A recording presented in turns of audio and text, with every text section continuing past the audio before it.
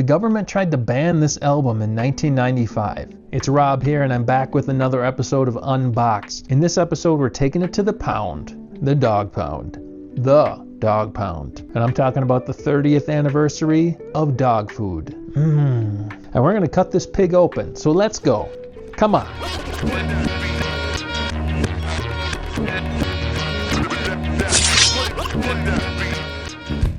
Welcome to Unboxed. Listen, if you like music-related content, getting a bit more in-depth with music-related topics and subject matter, then you're going to want to subscribe.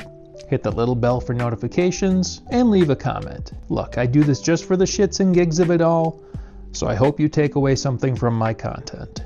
I assume you're watching this video already knowing who the Dogg Pound is, but if you don't have a clue, prepare to be enlightened. So the Dogg Pound is two rappers. You got Kurupt and Daz. What? I can't say that. Daz. His name is Daz. Daz Dillinger. Kurupt and Daz. The Dogg Pound. So before we discuss the Dog Food album, we gotta go back to 1992. Dr. Dre has just left Ruthless Records and formed Death Row Records with Suge Knight, and he's released The Chronic, the debut album for the label, for Dr. Dre's solo career, and the debut of a lot of fresh new faces in the music scene as a whole. Most noticeably, this fresh-faced guy named Snoop Dogg. But he wasn't the only fresh face. There was what was called the Death Row inmates, and that's Kurupt, Duell, Daz, Lady of Rage, RBX, and it was also the return of the legend, the DOC. And then, of course, after The Chronic, Death Row hit another dinger in 1993 with Snoop Dogg's debut album, Doggy Style. Again enlisting Dr. Dre and the Death Row crew to make another G-Funk classic. Then, in 1994, Death Row dipped their toes into the movie soundtrack genre with the Above the Rim soundtrack and the Murder Was the Case soundtrack. Man, what a prime era of Death Row records right there, just in that. But that's how it was back then. Death Row was on a roll. It's hard to believe in retrospect that Dog Food was only the third artist release from the label. And every one of the releases went multi-platinum at that time. You know, The Chronic went 3 times platinum, Doggy Style went 4 times platinum, Dog Food only went 2 times platinum.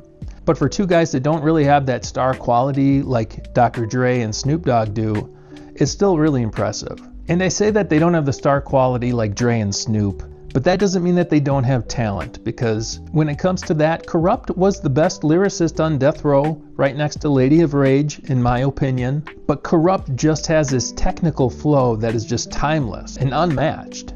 And Daz, on the other hand, shouldn't be overlooked, because he was bringing it both lyrically and production-wise on Dog Food. But also, he had a heavy hand in Doggy Style, a lot of his work uncredited, and the man deserves a lot of respect. Because after Dre left Death Row Records, Daz stepped up and stepped his game up. And that's evident on Dog Food, but also, and more importantly, his debut solo album, Retaliation, Revenge, and Get Back in 1996, which is another G-Funk West Coast classic. Either way, there was a lot going on in the background of Death Row Records. I'm sure we've all heard the stories, of course. And the government at this time was on their ass. Politicians and activists like C. Dolores Tucker were in the media and making a lot of noise about violence in lyrics and misogynistic lyrics. And because of this, Death Row's parent label Interscope, which is owned at the time by Time Warner, put a lot of pressure on Interscope and the label. And this album was pushed back and finally released on October 31st, 1995. And to add to even more of the controversy surrounding Death Row Records, you had this happen at the Source Awards in 1995. Any artist out there want to be an artist and want to stay a star, and don't want to have to worry about the executive producer trying to be all in the video, all on the record, dancing, come to Death Row. Which of course sparked the notorious East versus West, Death Row versus Bad Boy feud, and as we all know, ended in the death of Tupac and Biggie Smalls, two of the greatest rappers. But again, we're not going to get into all that. We're here today to discuss the Dogg Pound, Dog Food, 30th anniversary edition. What do you say we get out the machete and we cut this pig open?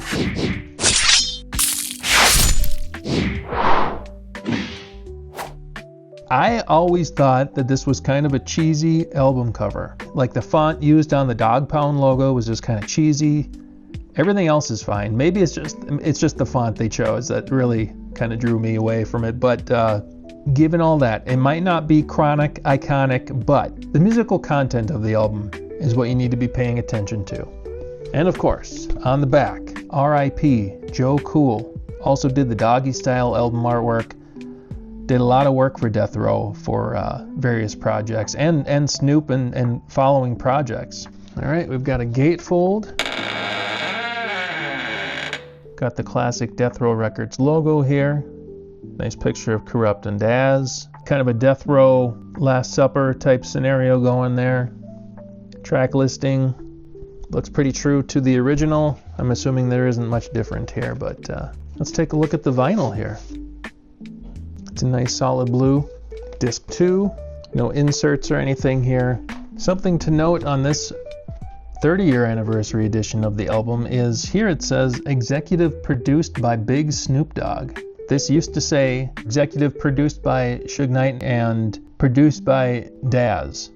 In the year 2026 right now, there is a big feud happening between Daz and Snoop Dogg, who are legitimate blood cousins. But this album was really just a big turning point for Death Row Records as far as the production goes, because this was the first album to not feature full-on production by Dr. Dre, and with that, there is no Parliament Funkadelic type samples used on this album. The album is completely produced by Daz, with a couple exceptions. DJ Pooh did a couple tracks, and even Kurupt produced the track on this one.